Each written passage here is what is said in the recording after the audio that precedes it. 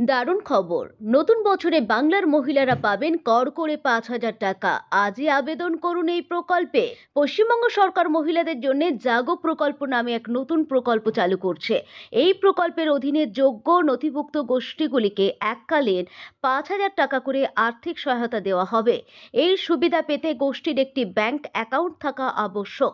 বাংলার অধিকাংশই মানুষের ব্যাংক অ্যাকাউন্টে প্রতি মাসে 1,000 থেকে 1,500 টাকা করে দিয়ে থাকে মমতা সরকার।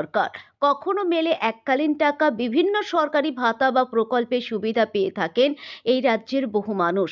এরই সঙ্গে মেলে বিভিন্ন বাড়তি সুবিধাও।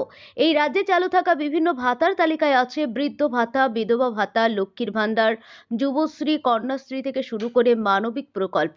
এই সকল প্রকল্প বা ভাতা দ্বারা মাসে মাসে মেলে 1,000 থেকে 1,500 টাকা। তবে এবার 5,000 টাকা করে দেবে সরকার। বাংলায় চালু হচ্ছে আরও এক সুপারহিট প্রকল্প, যার নাম জাগো প্রকল্প। এই স্কিমের আওতায় প্রায় 5,000 টাকা পর্যন্ত মিলবে। সুবিধা পাবেন রাজ্যের মহিলারা। বাংলায় চালু থাকা বিভিন্ন প্রকল্পের মধ্যে খ্যাত লক্ষ্মীর ভাণ্ডার। এবার আরও এক প্রকল্প এলো মহিলাদের জন্য। বর্তমানে সাধারণ জাতির মহিলারা পান 1,000 টাকা, তফসিলি জাতির মহিলারা পান 1,200 টাকা। দীর্ঘদিন ধরে শোনা যাচ্ছিল এই ভাতা, এরই মাঝে এক নতুন প্রকল্পের কথা। জানা যাচ্ছে রাজ্য জুড়ে স্বনির্ভর গোষ্ঠীগুলিতে মোট 5,000 কোটি টাকা দেওয়া হবে।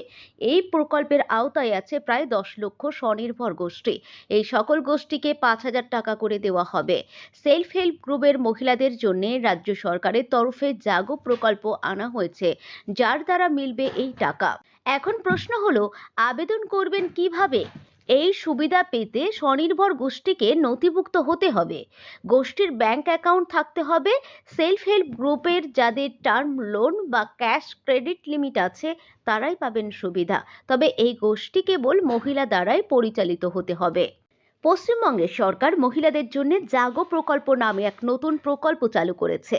এই প্রকল্পের অধীনে যোগ্য নথিভুক্ত গোষ্ঠীগুলিকে এককালীন 5,000 টাকা করে আর্থিক সহায়তা দেওয়া হবে। এই সুবিধা পেতে গোষ্ঠীর একটি ব্যাংক অ্যাকাউন্ট থাকা আবশ্যক। বাংলার অধিকাংশ মানুষের ব্যাংক অ্যাকাউন্টে প্রতি মাসে 1,000 থেকে 1,500 টাকা করে দিয়ে থাকে মমতা সরকার। কখনো মেলে এককালীন টাকা।